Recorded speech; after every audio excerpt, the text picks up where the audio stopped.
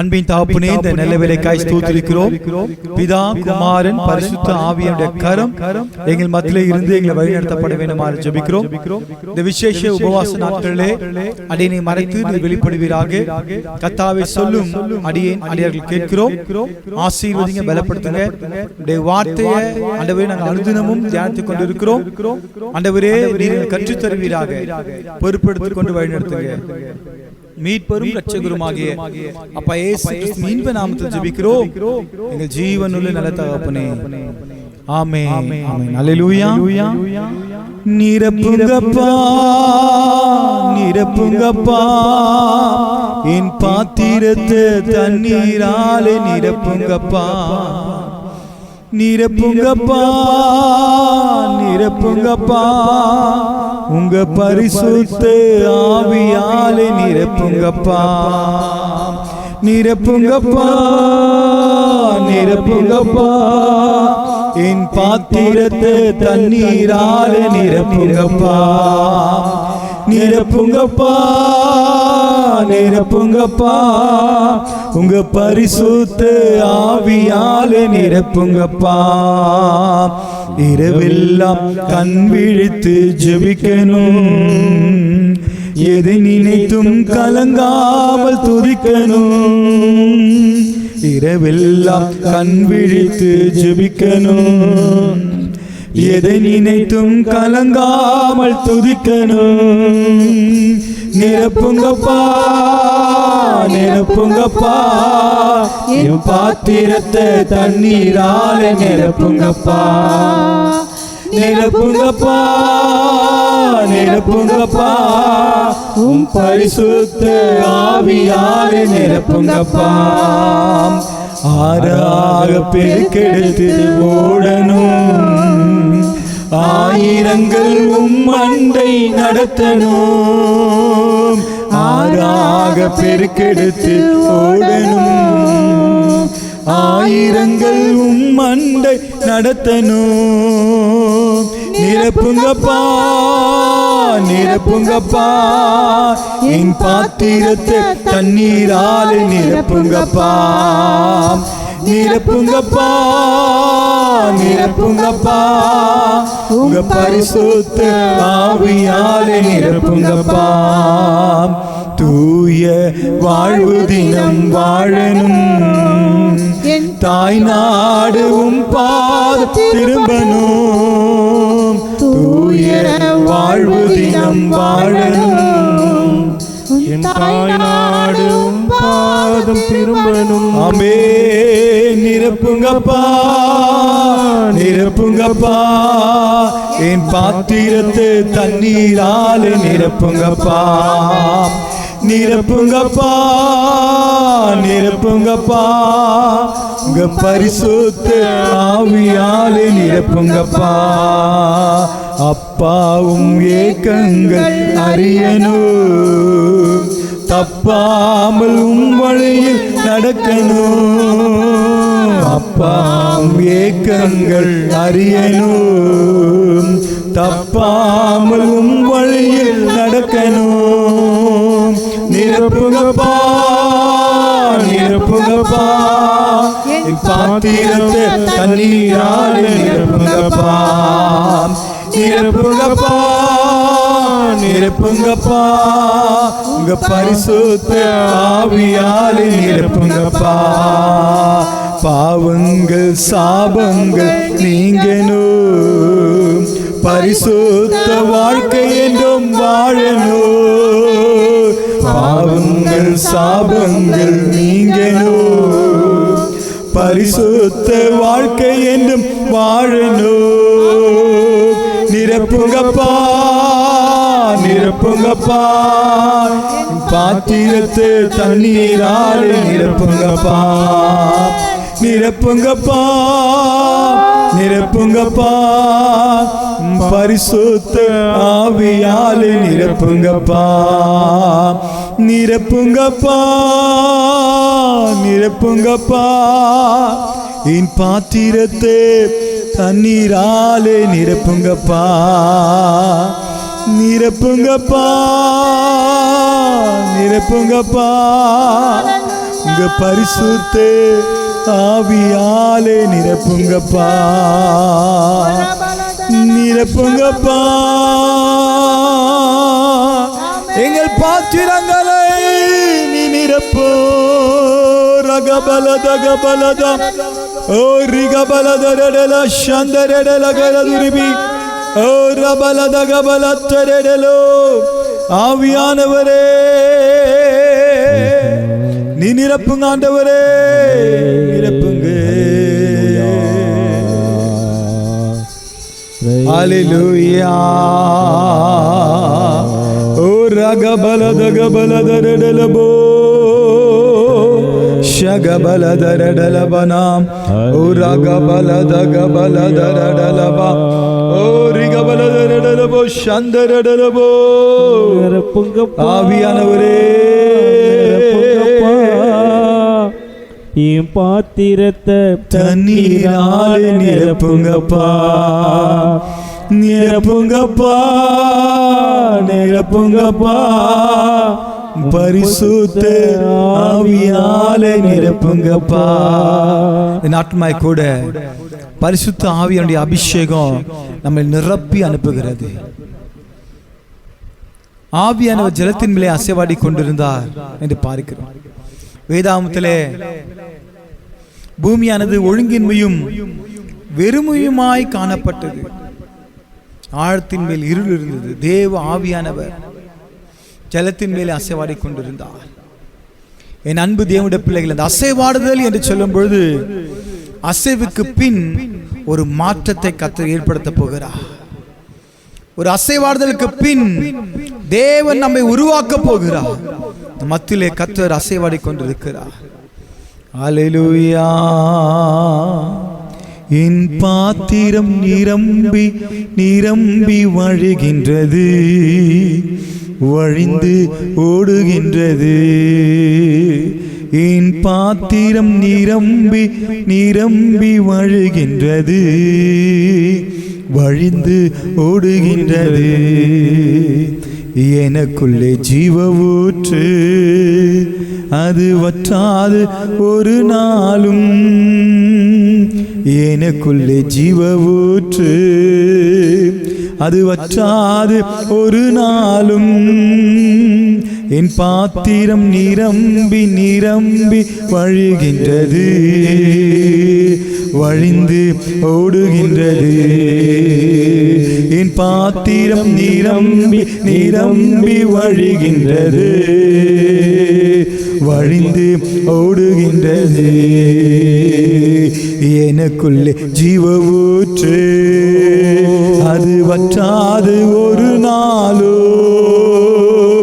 எனக்குள்ளே ஜீவ ஊற்று, அது வற்றாது ஒரு நாளோ.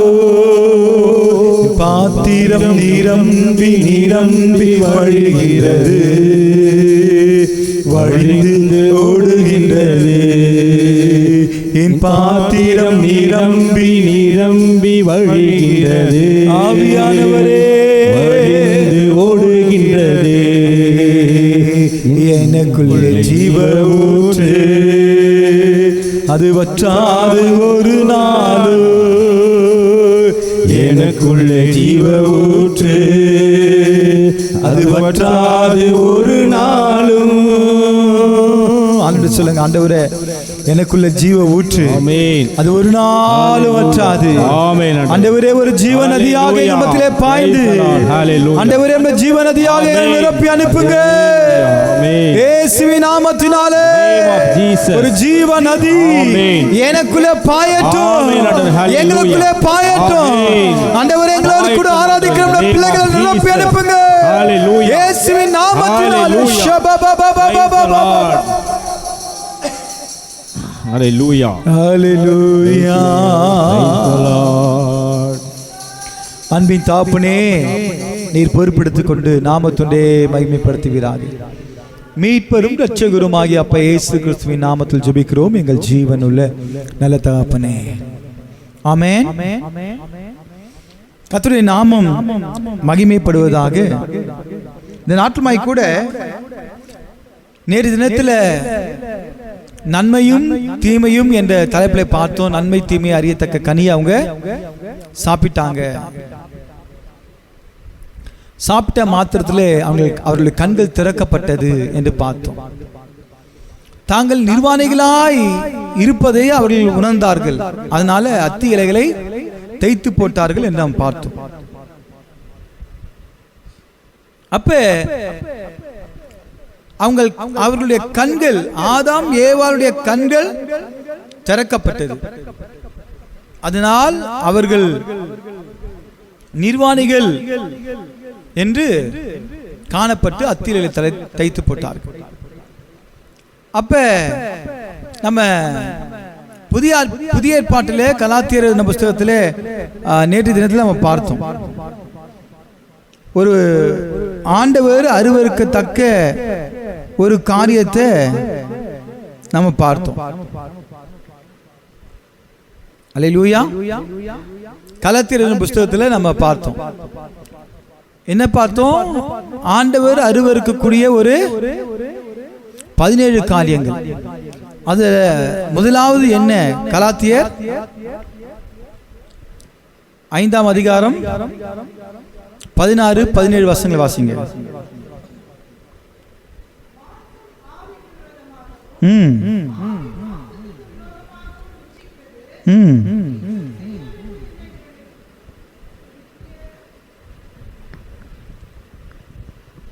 மாம்சம் ஆவிக்கு விரோதமாகவும் ஆவி மாம்சத்துக்கு விரோதமாகவும் இச்சிக்கிறது.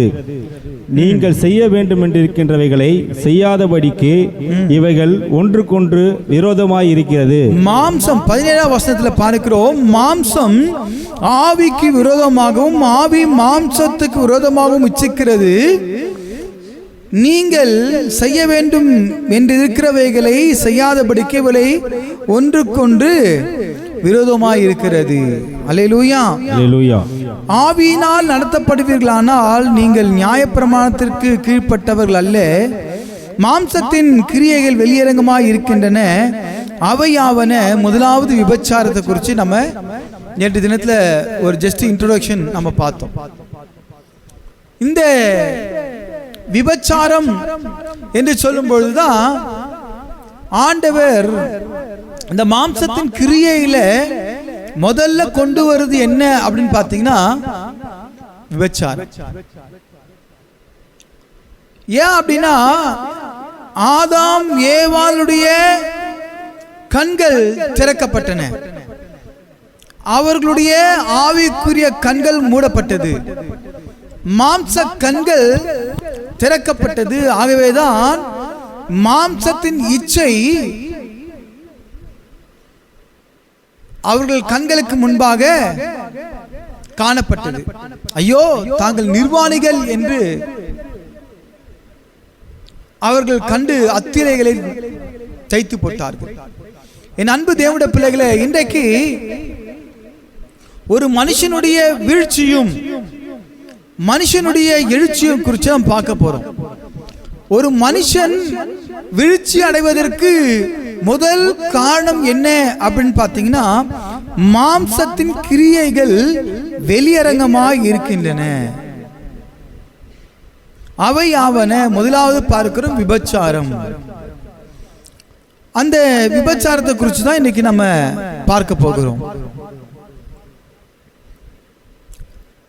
வேசித்தனம், விபச்சாரம் இதெல்லாம் ஒரே அர்த்தம் உள்ள வார்த்தைகள் தான். பாவத்தில் விழுந்த மனிதர்களை பற்றியும் அதனால் அவர்கள் சந்தித்த விளைவுகள் மற்றும் தேவனுடைய மன்னிப்பை பற்றியும் தெளிவாக வேதாகமத்தில் கூறப்பட்டுள்ளது. ஒரு மனுஷனுடைய பாவ வாழ்க்கைக்கு அவன் விழுவதற்கு என்ன காரணம் என்று சொல்லும்போது அதுல சொல்லப்பட்டிருக்கிறது முதலாவது விபச்சாரம். அப்ப வேதாகமத்திலே ஒரு 5 நபர்கள், நிறைய பேர் இருக்கிறாங்க, அதுல 5 நபர்கள் பாவத்திலே அந்த விபச்சாரத்திலே விழுந்து போனார்கள். அவர்கள் யார், எப்படி, எப்பேற்பட்ட பாவத்தில் விழுந்து விட்டார்கள், அவருடைய முன்னிலைமை எப்படி இருந்தது, பாவத்தில் விழுந்த பிறகு அவருடைய நிலைமை என்ன ஆயிற்று, அந்த பாவம் உணர்த்தப்பட்ட பிறகு அவர்கள் மனம் திரும்பின நபர்களுடைய வாழ்க்கையில் என்ன ஆயிற்று, அல்லது மனம் திரும்பாமல் போனவர்களுடைய நிலைமை என்ன ஆயிற்று என்று நாம் பார்க்க போகிறோம். நம்ம இருக்கக்கூடிய கொஞ்ச நேரத்திலே பொறுமையாக ஆழமாக இதை நாம் தியானிக்க போகிறோம். ஏதோ அவசரமாக அல்ல, நமக்கு நல்ல ஒரு நேரத்தை தேவன் கொடுத்திருக்கிறார். சத்தியத்தையும் அறிவீர்கள், சத்தியம் உங்களை விடுதலையாக்கும் என்று பார்க்கிறோம்.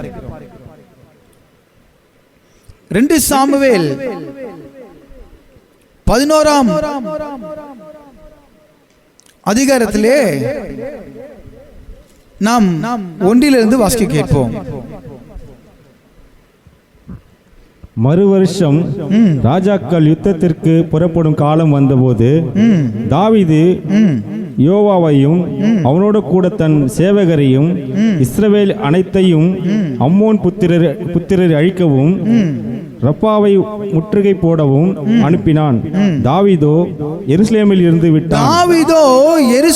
இருந்து விட்டான். முதலாவது யாரை குறித்து நாம் பார்க்க போகிறோம் என்றால், மனிதர்களுடைய வீழ்ச்சிக்கு காரணம் விபச்சாரம். முதல் பாவம் விபச்சாரம். அந்த விபச்சாரத்திலே விழுந்தவர்களுடைய பட்டியலை பார்க்கும்போது தாவீதை குறித்து நாம் பார்க்கிறோம். யுத்தக்காலம் நடக்குது. ஒரு யுத்த வீரன் எங்க இருக்கணும்?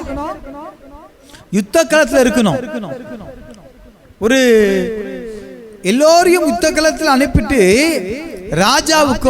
ராஜாவோ எங்க இருந்தாரு?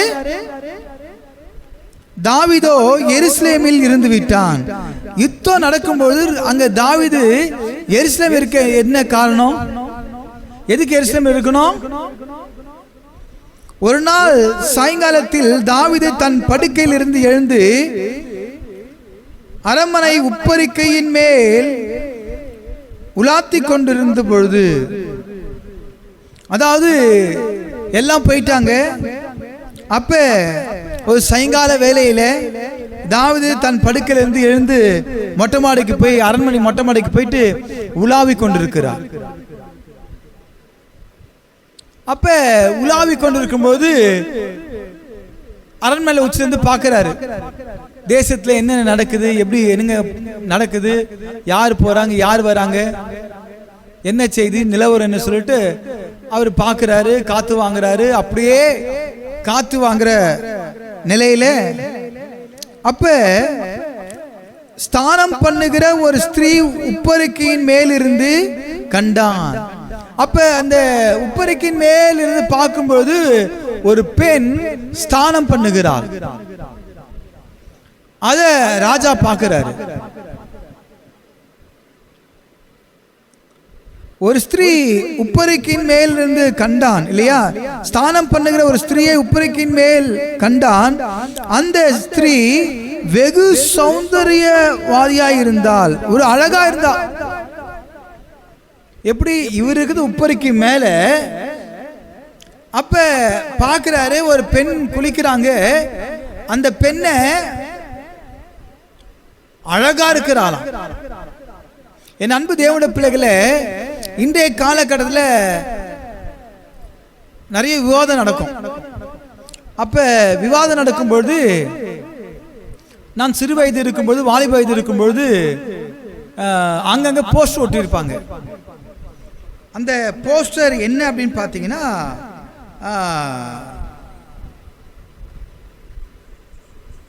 ஏ படம் போட்டு அதில் சிம்பிள் போட்டிருப்பாங்க.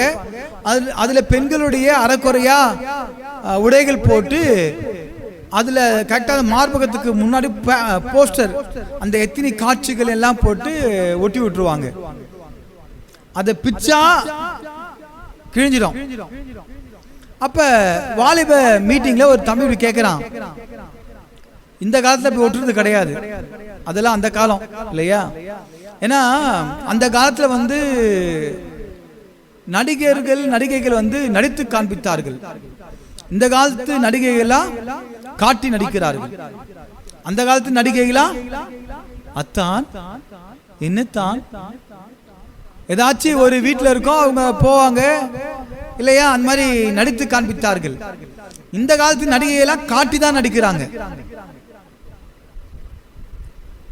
இதான் ஃபேக்ட். அந்த காலத்துல படங்கள்லாம் இந்த விபச்சாரத்தை குறித்து பார்க்கும்போது யாராச்சும் தூரத்துல ஒரு வீடை காட்டுவாங்க இல்லையா, அரைக்குறை ட்ரெஸ்ஸை போட்டுக்கிட்டு இப்படிலாம் போயிட்டு இருக்கும். ஆனா இந்த காலத்துல அப்படி கிடையாது. இன்னைக்கு எல்லாமே அரைக்குறையாதான் இன்னைக்கு. அப்ப அந்த காலத்துல பாவம் செய்து ரொம்ப எப்படி ரொம்ப டஃப், ஈஸியா பாவத்தை விட முடியாது. இந்த மாதிரி எஸ்எம்எஸ்கா போய் பார்க்கும்பொழுது சிக்கி விழுந்துடுறாங்க. அப்போ ஒரு வாலிப தம்பி கேட்குறான், நான் போயிட்டு இருக்கேன் பாஸ்டர், போஸ்டர் பார்க்குறேன், நான் வண்டி ஓட்டு தான் போகிறேன், என் எதிர்க்க தான் போஸ்டர் ஓட்டிருக்காங்க, அப்போ நான் கண்ணப்படுது, அப்போ நான் விபச்சாரம் செய்தேனா, ஐயோ நான் பாவம் செஞ்சுட்டேனா, என்ன பண்ணுறது பாஸ்டர், இது தவறா தவறு இல்லையா அப்படின்னு சொல்லிட்டு ஒரு கேள்வி கேட்டான்.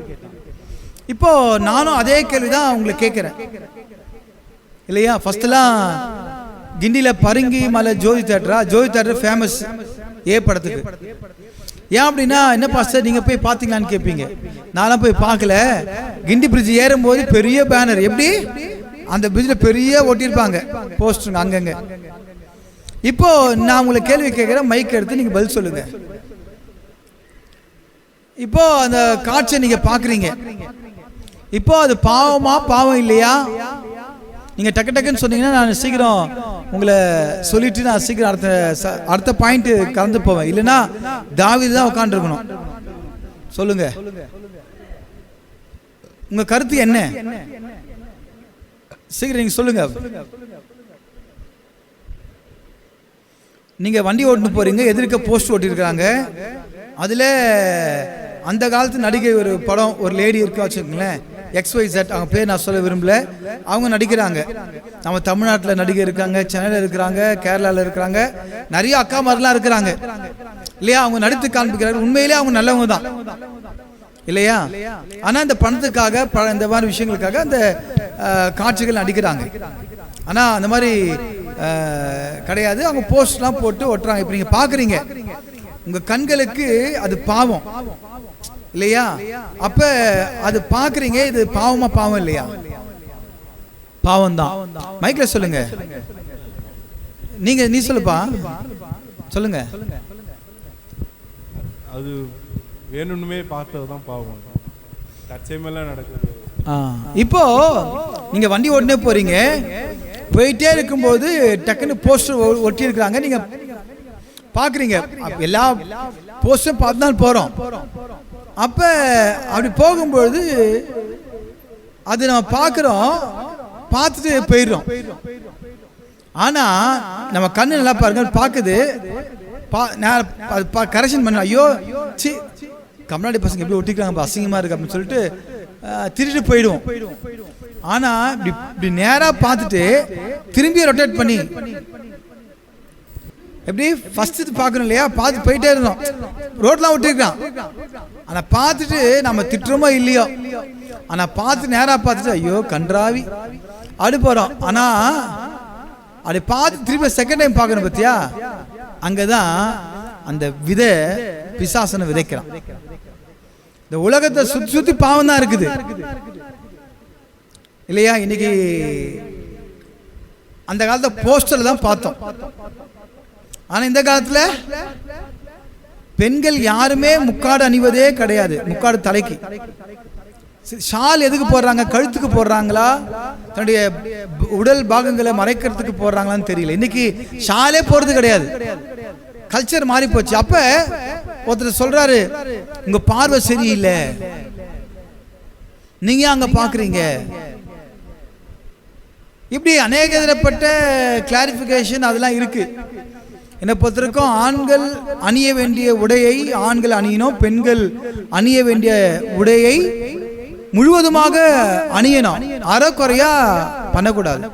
ஒரு தம்பி இன்னைக்கு காலேஜுக்கு போறான், அவன் சொல்றான் ஃபர்ஸ்ட் டே கிளாஸ்க்கு போறோம், எல்லாம் ட்ரௌசர் போட்டுன்னு போறாங்க, நம்ம வீட்டில் அண்டர்வேர் போற மாதிரி டாப் ட்ரோஸ் அது மாதிரி போட்டு போறாங்க, பார்க்கவே கன்றாவியா இருக்கு அப்படின்னா. அப்ப யாரு கண்டிக்கிறதெல்லாம்? ஆசிரியர்கள் தான். காலேஜ்ல இந்த dress code compulsory, no excuse. ஈஸியா பசங்க பாவத்துல விழத்தள்ளுகிற ஒரு காரியம். இப்போ அந்த காலத்துல வந்து போஸ்டரை பார்க்குறோம், எல்லாம் ஓகே. இன்னைக்கு யூடியூப் சேனல் இருக்கிறோம், போயிட்டே இருக்கு, திடீர்னு ஒரு அட்வர்டைஸ்மெண்ட் வருது.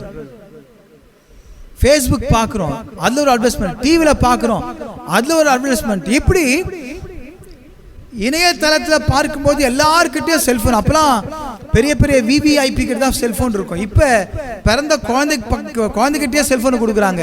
அந்த செல்போன் குழந்தை அது பார்த்து தான் சோறே சாப்பிடுது. என் அன்பு தேவனுடைய பிள்ளைகள், அப்ப இன்றைக்கு பாவம் செய்வது ரொம்ப ஈஸியான ஒரு காரியம். விழுந்து போவதற்கு அதிக சான்ஸ் இருக்கு. அப்ப ஒரு தடவை பார்க்கிறோம்னா ஓகே, அந்த பக்கம் திரும்பியா போக கூடாது. ஆனா பார்த்து திரும்பி பார்க்கிறேன் பத்தியா, அங்கதான் ஒரு பாவம். இன்றைக்கு இந்த பாவம் மனுஷனை விழத்தள்ளுகிறது. ஆமென்.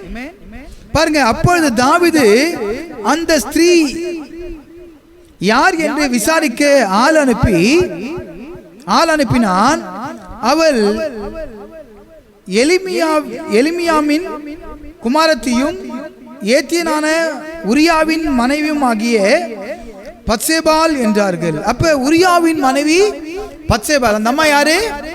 உரியாவின் மனைவி பத்சேபாள். இப்போ உனக்கு எதுக்கு நீ மேல போன பார்த்த? அவ அழகா இருந்தா என்ன, கருப்பா இருந்தா என்ன, வெள்ளையா இருந்தா உனக்கு என்ன? அங்கதான் என்னது இன்னும் ரசிக்கிறாரு. எப்படி ஒரு பெண் நிர்வாணமா குளிக்குது, மொட்டை மாடில இருந்து பாக்குறாரு. இந்த காலத்துல ஃபுல்லா ஷெட்டுக்கெல்லாம் க்ளோஸ் பண்ணி வச்சுக்கிறாங்க. ஆனா இல்லையா, அவ பார்க்கும்போது பார்த்துட்டாரு, மிகவும் அழகா இருக்கா சொல்லிட்டு செகண்ட் டைம். அப்பதான் அந்த மனுஷனுக்குள்ள அந்த பாவம் உள்ள போயிடுது. இப்ப என்ன ஆகுது? அடுத்த கட்டம் என்ன பண்றாரு பாருங்க, அது விதைக்கப்பட்டு அது முளைக்க ஆரம்பிக்கிறது. முளைச்சு ஆரம்பிச்சு அது வளர ஆரம்பிக்கிறது. ஒரு மனுஷனுக்குள்ள அந்த பார்வை, அந்த இச்சை என்ன ஆகிடுது? அவனுக்குள்ள விதைக்கப்படுது. அவன் விசாரிக்கிறான் போயிட்டு, நீ பார்த்ததே தப்பு, ஐயோ நான் பார்த்துட்டேனே. இவன் ஒரு ராஜா என்ன பண்ணிருக்கணும்? ஒரு தன்னிடத்துல வேலை செய்கிற ஒரு போர் சேவகனுடைய மனைவி இப்படி இருக்கிறாளே என்று சொல்லி என்ன பண்ணிருக்கணும்? அந்த பாத்ரூம் மேல ஷெட் போட்டு க்ளோஸ் பண்ணிருக்கணும், பக்கா பேக் பண்ணி கொடுத்ததான் ஒரு அரசனுடைய வேலை. ஆனா இவர் என்ன பண்றாரு பாருங்க, ஆள் அனுப்பி விசாரிக்க சொல்லி. அப்போது தாவீது ஆள் அனுப்பி அவளை அழைத்து வர சொன்னான். எப்படி? ஃபர்ஸ்ட் டைம் பார்த்துற, செகண்ட் டைம் பார்க்கிற, இச்சிக்கிற, விசாரிக்க சொல்ற, இப்போ அந்த பொண்ணை கூட்டிட்டு வா அப்படின்னு சொல்றாரு. அவள் அவரிடத்தில் வந்தபோது அவளோட சயனித்தான். இப்போ அந்த வேசித்தனம், விபச்சாரம், அதற்கு வேதாந்தத்துல டீசென்ட்டா சொல்லப்படுகிற வார்த்தை என்னது? சயனித்தான். அந்த பெண்ணோட உடல் உறவு கொண்டான், அதான் சொல்லப்படுகிறது சயனித்தான். பிற்பாடு அவள் தன் தீட்டு நீங்கும்படி சுத்திகரித்து கொண்டு தன் வீட்டுக்கு போனாள். என்னது? குளிச்சுட்டு போறான், அது தீட்டான். நீ மனுஷனுடைய பாவம் குளிச்சா போயிடுமா? நதியில எழுந்து முக்கிய எழுந்தா போயிடுமா? மனுஷனுடைய பாவம் தண்ணீரினால கழுவினாலும் குளிச்சாலும் போகாது. அறிக்கை செய்து விட்டு விடுகிறவனும் இரக்கம் பெறுவான். அவன் மனம் திரும்பி ஞானஸ்தானம் எடுக்கணும். இயேசு கிறிஸ்துவின் ரத்தம் சகல பாவங்களை நீக்கி நம்மை சுத்திகரிக்க என்று பார்க்கிறோம். அப்ப எல்லாரும் ஞானஸ்தானம் எடுக்கிறாங்க. யாரு? கல்யாணத்துக்கு ஞானஸ்தானம் எடுக்கிறாங்க, உணர்ச்சி வசப்பட்டு ஞானஸ்தானம் எடுக்கிறாங்க. சில பேர் பிரசங்கம் பண்ணுவாங்க அப்படியே தாட் போட்டுன்னு, அவனுக்கு என்னன்னே தெரியாது ஞானஸ்தானம், அவன் போய் எடுத்துடுறான். அவன் மனம் திரும்பி எடுக்கணும் ஞானஸ்தானம். அப்பதான் அவன் இடியே ஊந்தாலும் ஸ்டடியா நிற்பான். கொஞ்சம் லைட்டா காத்து வீசினா முடிஞ்சு போச்சு, சோறு தபக்குன்னு ஊந்துருவான். என் அன்பு தேவனுடைய பிள்ளைகளே, பாருங்க, பிற்பாடு தன் வீட்டுக்கு போனால் அந்த ஸ்திரீ கர்ப்பம் தரித்து, எப்படிங்க, இன்னொருத்தர் மனைவியோட அவன் போய் என்ன பண்றான், விபச்சாரம் செய்யறான். அவள் கர்ப்பவதி ஆனாள். தான் கர்ப்பவதி என்று தாவீதுக்கு அறிவிக்கும்படி ஆள் அனுப்பினாள். தெரிஞ்சு போச்சு, என்னது, வாந்தி எடுக்கிறாங்க அம்மா. இந்த காரணம் யாரு, புருஷங்க எங்க போயிட்டான், யுத்த காலத்துக்கு போயிட்டான். யுத்த காலத்துக்கு போயிட்டு இன்னும் வரல, அதுக்குள்ள மனைவி கர்ப்பம். இங்க வெளியே கேட்டா என்ன செய்வாங்க, புருஷனுக்கு என்ன ஆகும், அடி பாவி, நான் யுத்த காலத்துக்கு போறதுக்குள்ளேயே நீ சோரம் போயிட்டியடி, இல்லையா, என்ன பண்ணது தெரியல. இப்ப தான் கர்ப்பமானதை குறிச்சு ஆள் அனுப்புறாங்க. அப்பொழுது தாவீது, ஏத்தியன் ஆகிய உரியாவை என்னிடத்தில் அனுப்பு என்று யோவாபினிடத்திற்கு ஆள் அனுப்பினான். அப்படியே யோவாப் உரியாவை தாவீதினிடத்திற்கு அனுப்பினான். உரியா அவனிடத்தில் வந்தபோது தாவீது அவனை பார்த்து, யோவாப் சுகமாய் இருக்கிறானா, ஜனங்கள் சுகமாய் இருக்கிறார்களா, யுத்தத்தின் செய்தி நற்செய்தியா என்று விசாரித்தார். என்ன விசாரணை இது, உரியாவின் மனைவி கிட்ட பாவம் செஞ்சு உரியாவை கூப்பிட்டு வரவ சொல்லிட்டு இப்போ எப்படி செய்யற, உங்க வீட்டுல எல்லாம் சௌக்கியமா, நாட்டுல சௌக்கியமா, யுத்த காலம் செய்தி என்ன விசாரிக்கிறது. பின்பு தாவீது உரியாவை நோக்கி, நீ உன் வீட்டிற்கு போய் பாத சுத்தி செய் என்றார். உரியா ராஜா அரண்மனையிலிருந்து புறப்பட்ட போது ராஜாவினிடத்திலிருந்து உசிதமான பதார்த்தங்கள் அவன் பின்னாலே அனுப்பப்பட்டது. எப்படி, நீ போய் பாதம் கழுவிட்டு வீட்டுக்கு போய் என்று சொல்லி ஸ்பெஷலான ஐட்ல வீட்டுக்கு அனுப்புறாரு. ஆனாலும் உரியா தன் வீட்டிற்கு போகாமல் ராஜா அரண்மனையின் வாசலிலே தன் ஆண்டவனுடைய எல்லா சேவகரோடும் கூட படுத்து கொண்டிருந்தான். இன்றைக்கு கணவன்மார் செய்யக்கூடிய தவறு என்ன அப்படின்னா, வீட்டுக்கு போனா வீட்டுக்கு போயிருக்கணுமா இல்லையா, என்ன பண்ணிட்டாரு, ஃப்ரெண்ட்ஸோட படுத்துக்கிட்டாரு. நீ படுக்க வேண்டிய இடம் அங்க வீடு, அதை விட்டு ஃப்ரெண்ட்ஸோட போய் படுத்தா என்ன நடக்கும். உரியா தன் வீட்டுக்கு போகவில்லை என்று தாவீதுக்கு அறிவிக்கப்பட்ட போது தாவீது உரியாவை நோக்கி, நீ பயணத்திலிருந்து வந்தவன் அல்லவா, நீ உன் வீட்டிற்கு போகாதிருக்கிறது என்ன என்று கேட்டான்.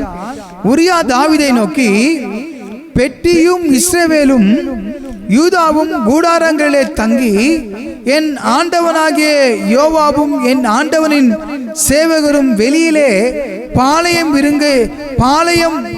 இறங்கி இருக்கையில் நான் புசிக்கிறதற்கும் குடிக்கிறதற்கும் என் மனைவியோட சயனிக்கிறதற்கும் என் வீட்டுக்குள் பிரவேசிப்பேனோ, நான் அப்படி செய்கிறதில்லை என்று உம்முடைய பேரிலும் உம்முடைய ஆத்துமாவின் பேரிலும் ஆணையிட்டு சொல்லுகிறேன் என்றான். பாருங்க, அந்த போர் சேவகன் ஜந்து எல்லாமே மக்கள்லாம் யுத்த காலத்தில் இருக்கிறாங்க, நான் போய் என் பனலோட படுத்துக்க முடியுமா அப்படின்னு பச்சையா கேட்கிறார். ராஜா ஒரு பிளான் போட்டாரு. எப்படி, இவரும் போய் அந்த பெண்ணோட சேர்ந்தார்னா அந்த கர்ப்பம் யாருடைய கர்ப்பம் தெரியாது. எப்படி, அது தாவீதுவால உண்டான கர்ப்பமா, அது உரியாவினால வந்த கர்ப்பமான்னு தெரியாது. ஆனா இப்படி ஒரு பிளான் பண்ணாரு.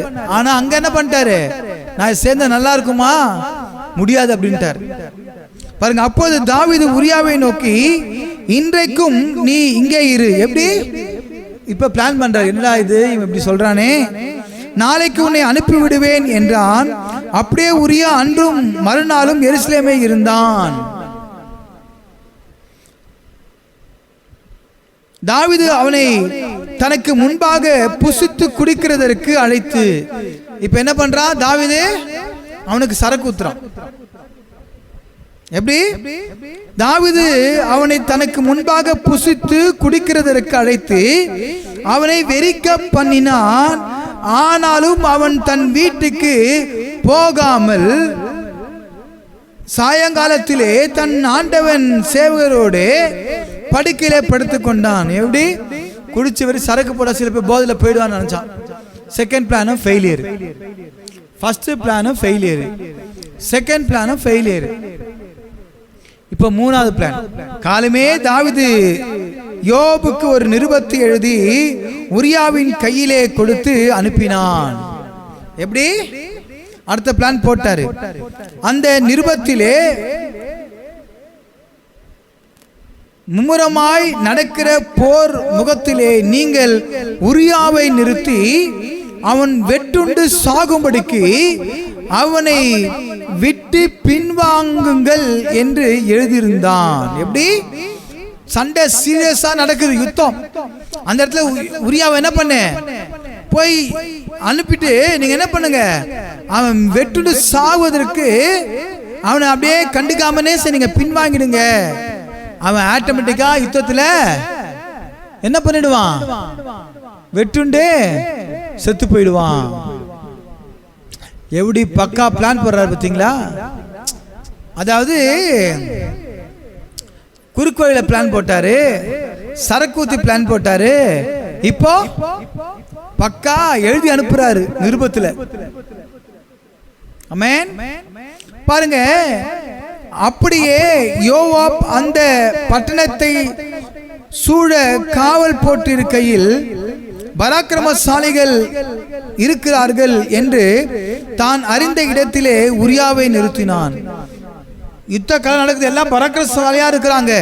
அந்த இடத்துல என்ன பண்றாரு, உரியாவை நீ போ அங்க போய் நில்லு அப்படின்னு சொல்லி அனுப்புறாங்க. பட்டணத்து மனுஷர் புறப்பட்டு வந்து யோவாபோட யுத்தம் பண்ணுகையில் தாவீதின் சேவகரனாகிய ஜனத்தில் சிலர் பட்டார்கள். ஏத்தியனாகிய உரியாவும் செத்தான். சில மக்கள் என்ன பண்ணாங்க, அடிபட்டாங்க, செத்து போனாங்க. அதுல யாரு? உரியாவும் என்ன பண்ண, உரியாவும் செத்தான். அவ்வளவுதான். அப்போது யோவாப் அந்த யுத்தத்தின் செய்திகளை எல்லாம் தாவீதுக்கு அறிவிக்க ஆள் அனுப்பினான். அவ்வளவுதான். தேர்ட் பிளானே சக்சஸ். இப்போ ஒரு தாவீது ராஜா தான் கீழே இருக்கக்கூடிய சேவகர்கள் மக்களுக்கு பாதுகாப்பு கொடுக்கணும். ஆனா இவர் கிரிமினலா யோசித்து மிகப்பெரிய ஒரு பாவத்தை ஏற்பாடு செஞ்சிட்டாரு. தான் அனுப்புகிற ஆளை நோக்கி நீ யுத்தத்தின் செய்திகளை எல்லாம் ராஜாவுக்கு சொல்லி தீர்த்த போது ராஜாவுக்கு கோபம் எழும்பி அவர், நீங்கள் பட்டணத்திற்கு இத்தனை கிட்டே போய் யுத்தம் பண்ண வேண்டியது என்ன? அலங்கத்தில் நின்று எய்வார்கள் என்று உங்களுக்கு தெரியாதா? எப்படி நடிக்கிற பாருங்க ராஜா. உன்னை யாரா கிட்ட போய் யுத்தம் பண்ற, பட்டணத்துல அம்பி எய்ய வேண்டியதானே? அப்ப ராஜா நல்லவர் போல வேஷம் போடுறாங்க. பாருங்க, இப்படியாக நடக்குது, யுத்தம் நடக்குது, இதெல்லாம் வந்து என்ன பண்றாரு, வேஷம் போடுற ராஜா தெரிஞ்சு போச்சு. அந்த ஆள் போய் உட்பிரவேசித்து யோவாப் தன்னிடத்தில் சொல்லி அனுப்பின செய்திகளை எல்லாம் தாவீதுக்கு அறிவித்தான். தாவீது பார்த்து அந்த மனுஷர்கள் கை மிஞ்சி அவர்கள் வெளியே எங்களுக்கு எதிராக புறப்பட்டு வந்தபோது நாங்கள் பட்டண வாசல் மட்டும் அவர்களை துரத்தினோம். இப்படி எல்லா கதையும் சொல்றாரு. அப்போது வில் வீரர் அலங்கத்திலிருந்து உம்முடைய சேவகரின் மேல் எய்ததினால் ராஜாவின் சேவகரில் சிலர் செத்தார்கள். உம்முடைய சேவகனாகிய உரியா என்னும் ஆள் என்ன பண்ணிட்டாரு, காலி அப்படின்ட்டார். அவள் தான். இப்ப ராஜாவுக்கு சொல்லவே தேவையில்ல, ரூட்டு கிளியர். பாருங்க, இப்படியாக ஆள் தாவீதுக்கு உரியா செத்து போயிடான்னு தெரியப்பட்டது. அவள்தான். இப்போ தாவீது உரியாவின் மனைவிக்கு செய்தி போகுது. தன் புருஷனாகிய உரியா செத்தான் என்று அவன் மனைவி கேள்விப்பட்ட போது அவள் தன் நாயகனுக்காக இழவு கொண்டாடினாள். ஒப்பாரி வச்சாங்க. ஐயோ, என் கணவர் போயிட்டாரே, என் மன்னாதி மன்னன் போயிட்டாரே, அப்ப நம்ம பாடுறோம், ஆனா அந்த காலத்துல எப்படி பாடினாலும் தெரியல இல்லையா? சோ அங்க பாருங்க, ஊர் உலகத்துக்கு முன்பாக அவங்க இழவு பாடுறாங்க. துக்க நாள் சென்ற பின்பு தாவீது அவளை அழைத்து அனுப்பி, எப்படி துக்க நாள் சென்ற பிறகு அவர் வேலையை ஆரம்பிச்சிட்டார் தாவீது. காரியம் முடிஞ்ச பிறகு காரியத்தை ஆரம்பிக்குவதற்கு ஆள் அனுப்பிட்டார். தன் வீட்டிலே சேர்த்து கொண்டான். எப்படி?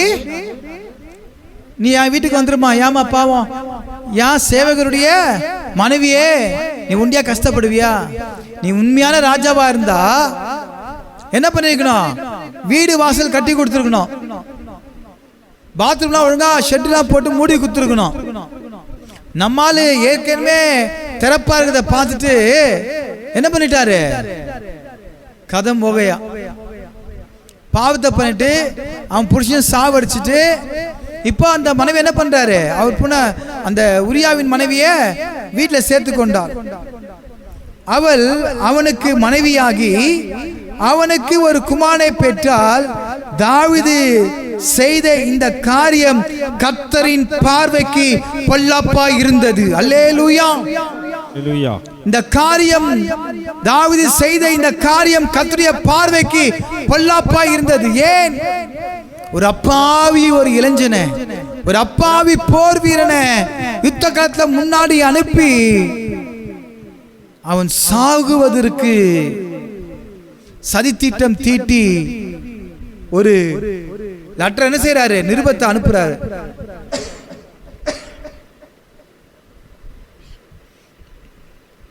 இப்படியாக தாவீது வாழ்க்கையில அந்த பார்வையானது பாவம் பார்த்து கர்ப்பம் தரித்து அது முளைத்து எழும்பி இன்னைக்கு கொலைக்கு நேராய் கொண்டு போய் விட்டது. ஒரு பாவத்தை மறைக்க இன்னொரு பாவம், இன்னொரு பாவத்தை மறைக்க இன்னொரு பாவம், இந்த பாவத்தை மறைக்க அந்த பாவம், அந்த பாவத்தை மறைக்க வேறொரு பாவம். ஆக மொத்தம் பிளஸ் இன்டு பிளஸ் மைனஸ். அவன் நினைக்கிறான் பிளஸ் இன்டு பிளஸ் பிளஸ், அவன் நினைக்கிறான் இல்ல அவனுக்கு மைனஸ். எக்கப்பாரு ஆப்பு. அல்லேலூயா. இவன் நினைச்சா யுத்த காலத்தை அனுப்பிச்சு செத்து போயிட்டா பாவம், விதவையை திருமணம் பண்ணலாம், சட்டத்திட்டங்கள் இருக்கு. ஆனா புருஷன் இருக்கும் போதே ராஜாவே இப்படி பண்ணா, ராஜாவோ தண்டனைக்குரியவன் தான். கர்த்தர் நாத்தானை தாவீதினிடத்தில் அனுப்பினார். அவன் அவனிடத்தில் வந்து அவனை நோக்கி, ஒரு பட்டணத்தில் 2 மனுஷர் இருந்தார்கள். ஒருவன் ஐஸ்வர்யவான், மற்றொருவன் தரித்திரன். ஐஸ்வர்யவானுக்கு ஆடு மாடுகள் வெகு திரளாயிருந்தது. தரித்திரனுக்கோ தான் கொண்டு வளர்த்த ஒரே ஒரு சின்ன ஆட்டுக்குட்டியை தவிர வேறு ஒன்றும் இல்லாதிருந்தது. அது அவனோடும் அவன் பிள்ளைகளோடும் கூட இருந்து வளர்ந்தது. அவன் வாயின் அப்பத்தை தின்று அவன் பாத்திரத்திலே குடித்து அவன் மடியிலே படுத்துக்கொண்டு அவனுக்கு ஒரு மகளை போல இருந்தது. அந்த ஐஸ்வர்யவானிடத்தில் வழிப்போக்கன் ஒருவன் வந்தான்.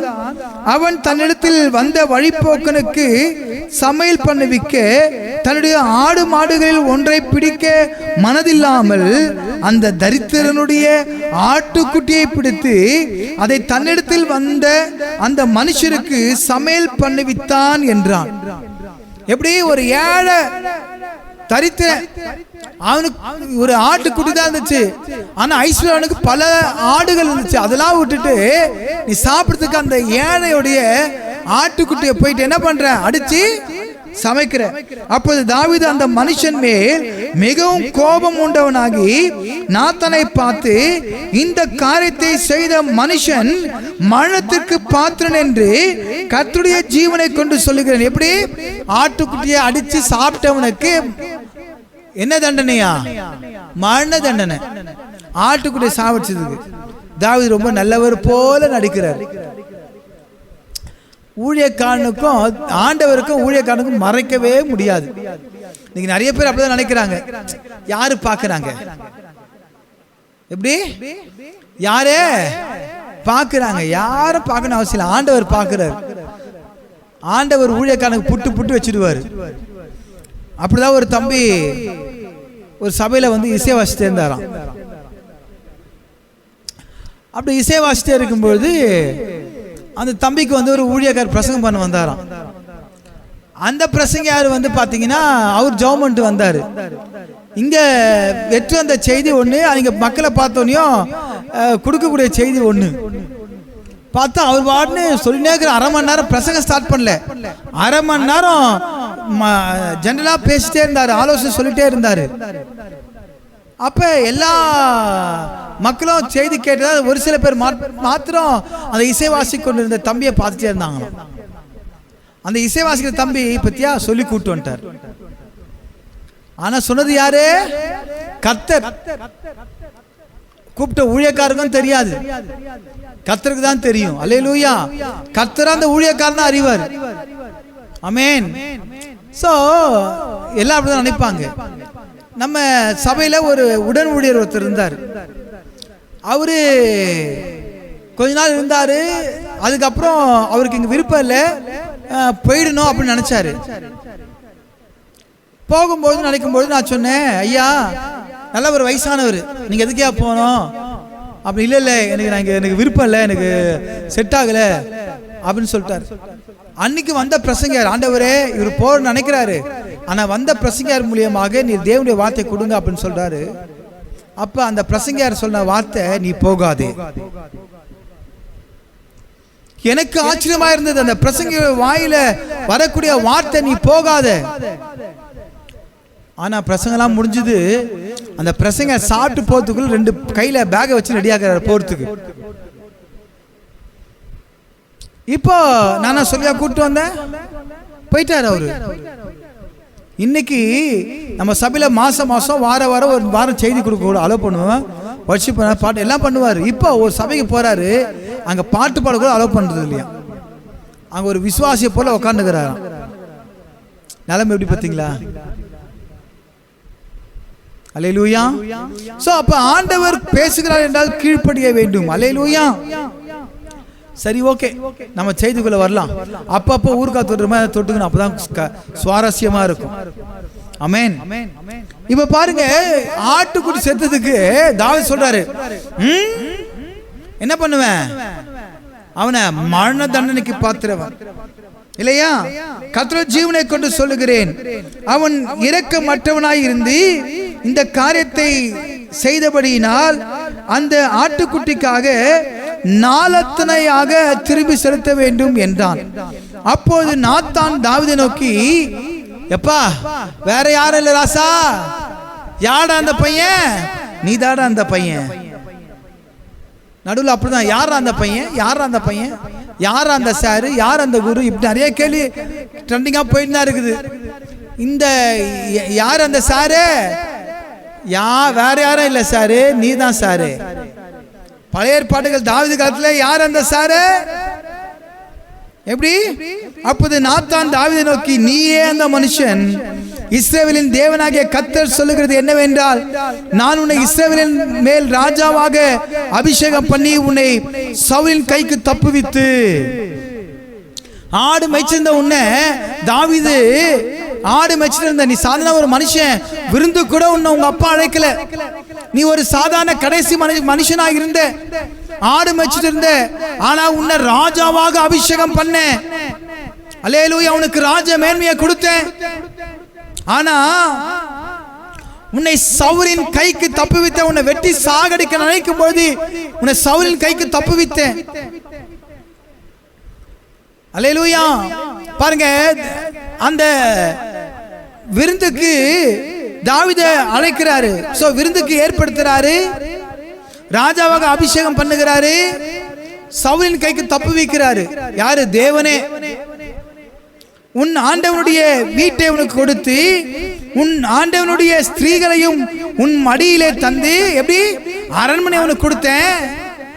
உன் ராஜாவுடைய, உன் ஆண்டவனுடைய பொண்ணு ராஜாத்தி இளவரசிய நீ கல்யாணம் பண்ண வச்ச. ஆடு மேய்க்கிறவனுக்கு அச்சுது பார் யோகம். யாரு? ராஜாவுடைய பொண்ணியை கல்யாணம் பண்ணிட்டார். உன் மடியிலே தந்து இஸ்ரவேல் வம்சத்தையும் யூதா வம்சத்தையும் உனக்கு கையளித்தேன். 2 வம்சத்தை கொடுக்கிறாரு. இது போதாதிருந்தால் இன்னும் உனக்கு வேணி தருவேன். கர்த்தருடைய பார்வைக்கு பொல்லாப்பான இந்த காரியத்தை செய்து அவருடைய வார்த்தையை நீ அசட்டை பண்ணினது என்ன? நீ கர்த்தருடைய வார்த்தையை அசட்டை பண்ணிட்டாங்க. ஏத்தியனாகிய உரியாவை நீ பட்டயத்தால் மடிவித்து யாரு? நீ தான் கொன்ன. யுத்தம் நடக்கும்போது சாகடிக்கல, நீ திட்டம் போட்டு கொன்னுட்ட. அதாவது செஞ்சவன காரணம் செய்ய சொல்றான் தெரியுமா, அவன் தான் குற்றவாளி. இவன் ஒன்லி ஃபார் லேபர். செய்ய சொல்றான் பாத்தீங்களா, அவன் தான் முதல் குற்றவாளி. A1 அவன் தான். இப்ப தாவீது யாரு? A1. இப்ப தெரியுதா A1 இதுனா? ஏ அந்த ஏ யாரு? யார் அந்த ஏ? தாவீது. அந்த A1 யாரு? தாவீது. அல்லேலூயா. அதான் உஷாராக்கணும். நமக்கு A1 வேணாம், A1 வேணாம். ஆல்மைட்டி காடே போதும் நமக்கு. அல்லேலூயா. அவன் மனைவியை உனக்கு மனைவியாக எடுத்துக்கொண்டு அவனை அம்மோன் புத்திரரின் பட்டயத்தாலே கொன்று போட்டாய். இப்போது நீ என்னை அசட்டை பண்ணி ஏத்தியனாகிய உரியாவின் மனைவியை உனக்கு மனைவியாக எடுத்துக்கொண்டபடியினால்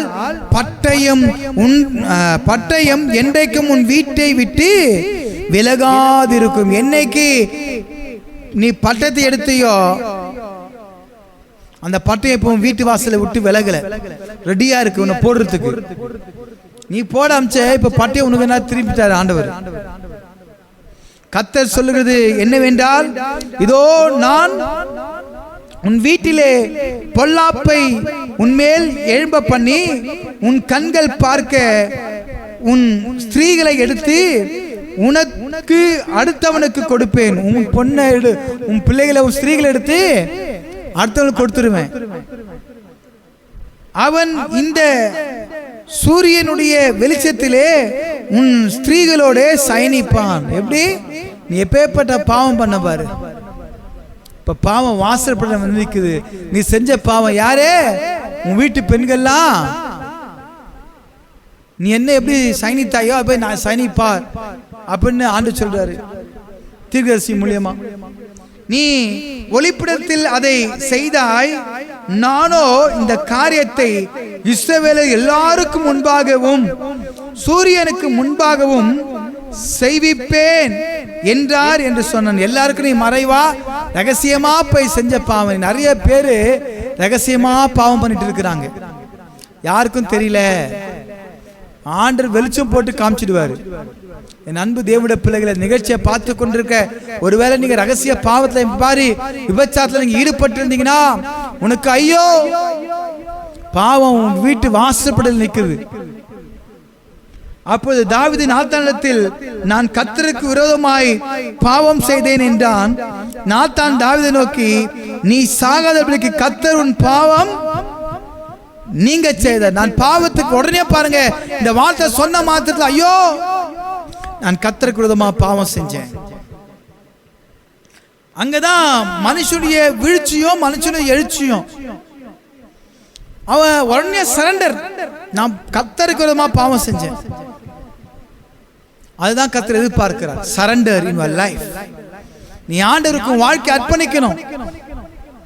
ஆனாலும் இந்த காரியத்தினாலே கர்த்தருடைய சத்துருக்கள் தூஷிக்க நீ காரணமாய் இருந்தபடியா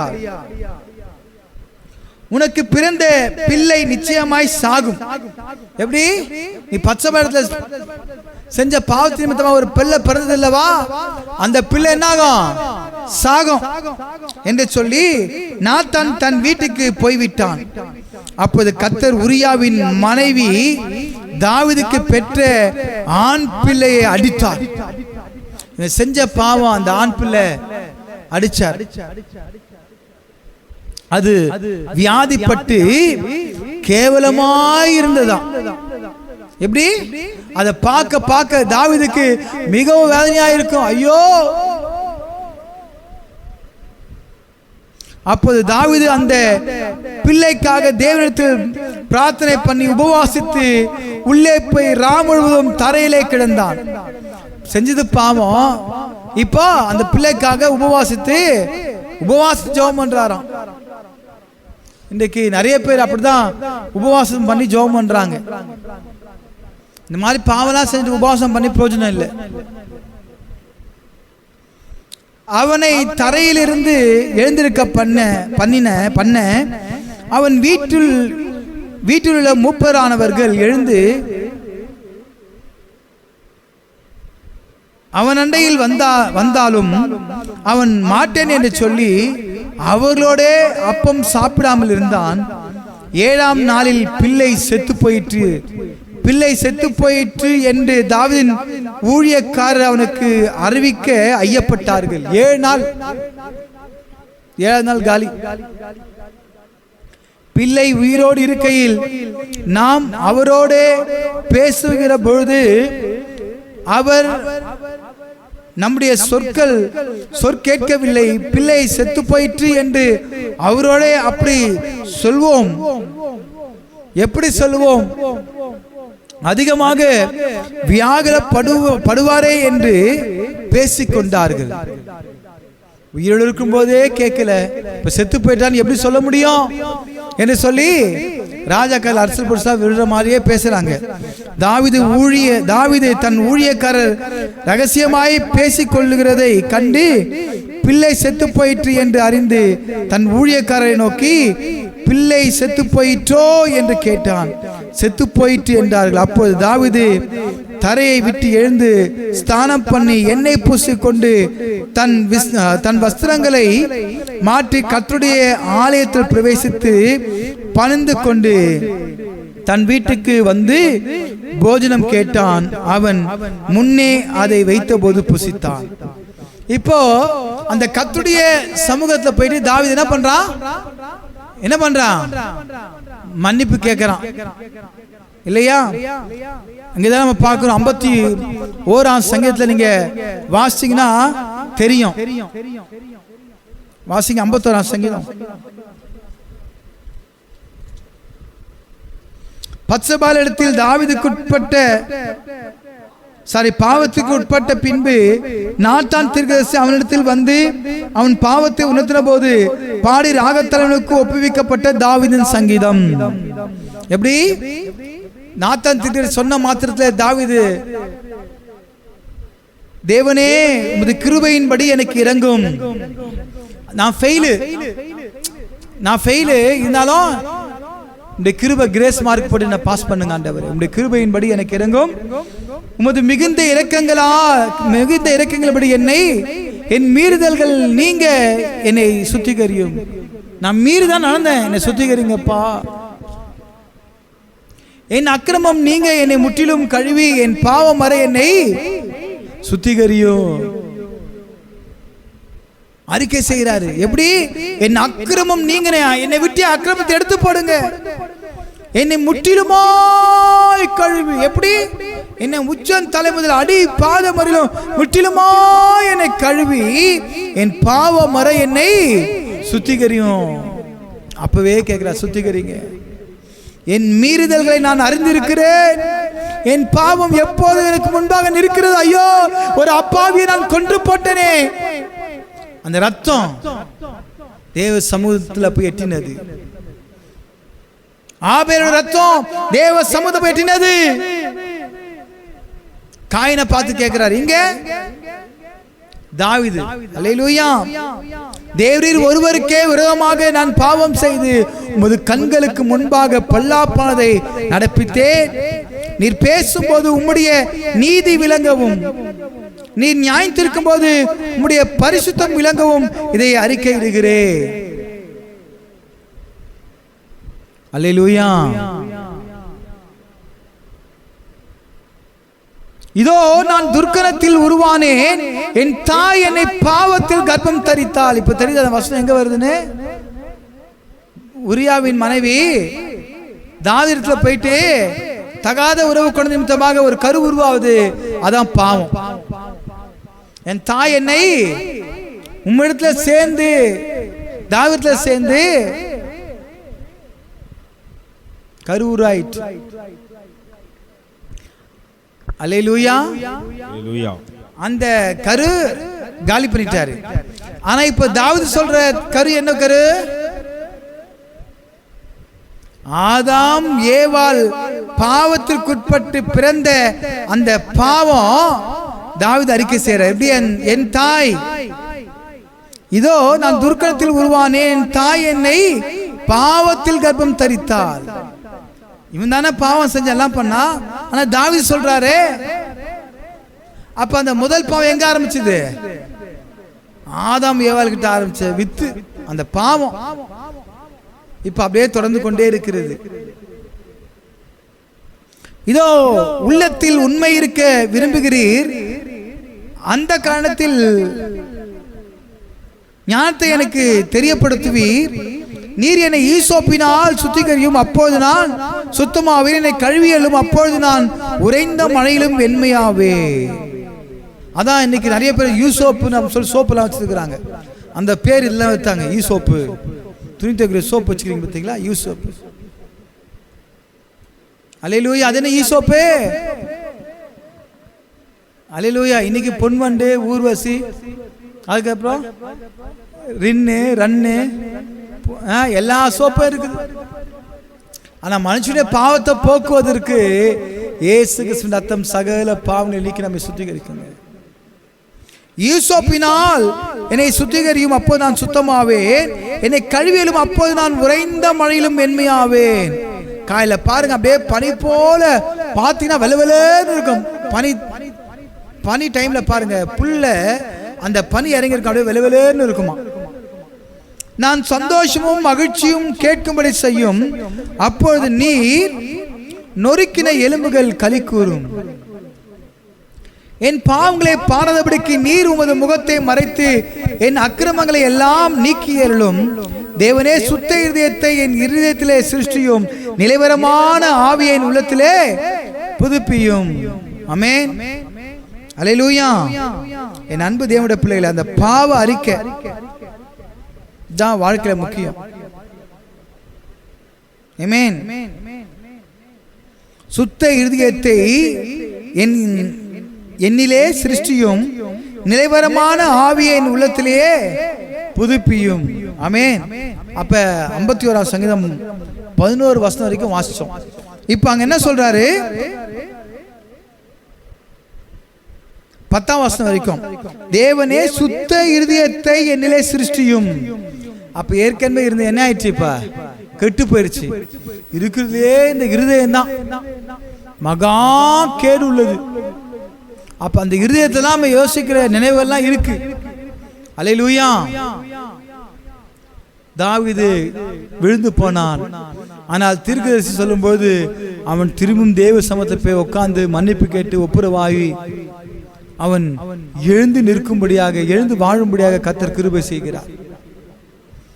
அப்ப ஒரு மனுஷனுடைய வாழ்க்கையில அந்த இருதயம் ரொம்ப ரொம்ப இம்பார்ட்டன்ட். நம்ம இருதயம் மாற்றப்படணும். இன்னைக்கு நல்லா இருக்கணும் சொல்லி நினைக்கிறோம், நாளைக்கு நாளன்னைக்கு இன்னைக்கு ஒப்பு கொடுத்துட்டோம், நாளைக்கு எப்படி இருப்போம்? சாத்தானுக்கு சவால் விடுகிற ஒரு சந்ததியை போல நம்ம வாழணும். ரொம்ப ரொம்ப எச்சரிக்கையாய் வாழணும். இருக்கிற இடத்துல அப்படியே கண்களை மூடி, ஆண்டவரே, ஒரு மனுஷன் வீழ்ச்சிக்கு காரணம் விபச்சாரம், இச்சை. ஆண்டவரே, முதலாவது நாங்க பார்த்தோம் தாவீதை குறித்து. தாவீதை வாழ்க்கை குறித்து பார்க்கும்போது தாவீது வாழ்க்கையில காணப்பட்ட இந்த பாவம், ஒரு பாவத்தை மறைக்க இன்னொரு பாவம், அந்த பாவத்தை மறைக்க இன்னொரு பாவம், இப்படியே பாவம் பாவம் பாவம் செய்து கண்களினால் பார்த்த பாவம் இருதயத்தில் விதைக்கப்பட்டு அது முளைத்து எழும்பி உயிரை கொன்று போட்டது. இன்றைக்கு என் பாவங்கள் எனக்கு முன்பாக இருக்கிறது, என் பாவங்களை மன்னிப்பீராக. ஆண்டவரே, இந்த விபச்சார மயக்கத்தினால் ஈடுபட்டு கொண்டிருக்கிற, ஈடுபட போகிற சகல ஜனங்களுக்கும் ஒரு எச்சரிப்பின் செய்தியாக இந்த செய்தி ஆண்டவரே தொனிக்கப்படுவதாக.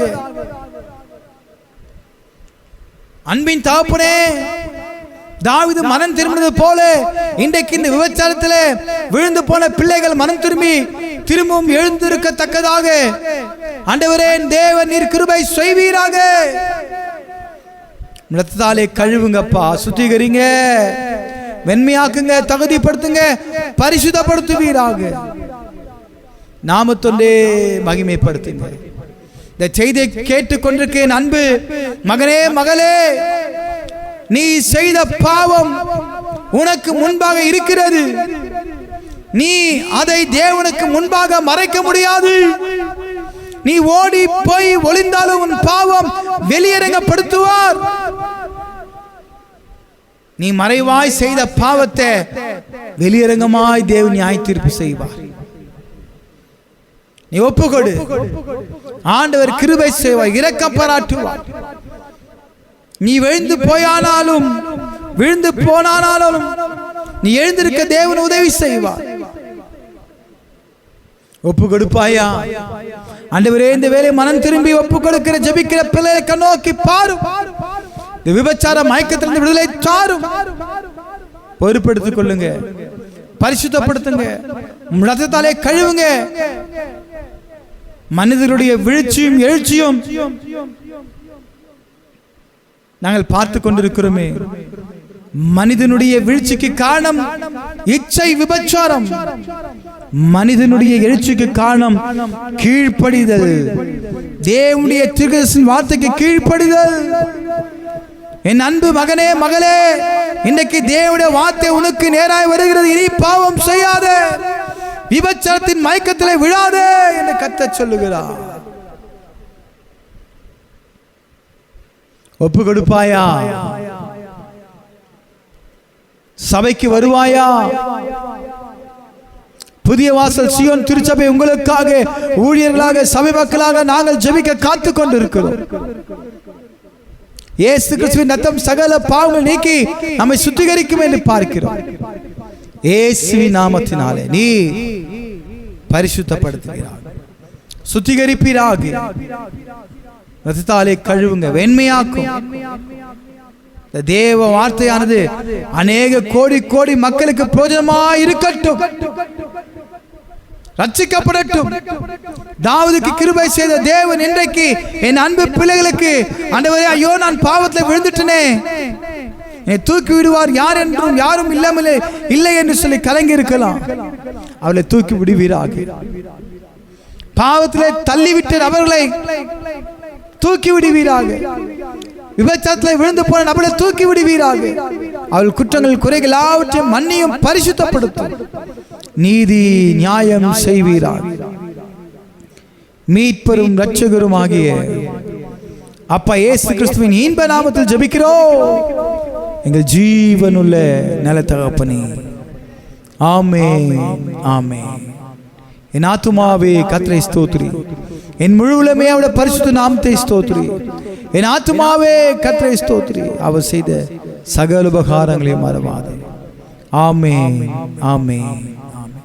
இந்த கர்த்தருடைய கிருபையும் பிதாவாக தேவனுடைய அன்பும் பரிசுத்த ஆவியானவருடைய அன்யோன்ய ஐக்கியமும் சமாதானமும் வழிநடத்தலும் பாதுகாப்பும் நாம் மனதில் கூட இருப்பதாக. ஆமென், ஆமென். தேவன் தாமே உங்களை ஆசீர்வதித்து காப்பாராக. புதிய வாசல் சியோன் திருச்சபையின் சார்பாக நாங்கள் உங்கள் யாவரையும் அன்போடு கூட அழைக்கிறோம். ஞாயிற்றுக்கிழமை தோறும் காலை 8:30 மணிக்கு ஆராதனை நடைபெறும். நீங்கள் வந்து தேவனுடைய ஆசீர்வாதங்களை பெற்றுக் கொள்ளுங்கள். ஆமென், ஆமென். God bless you. God bless you. Amen.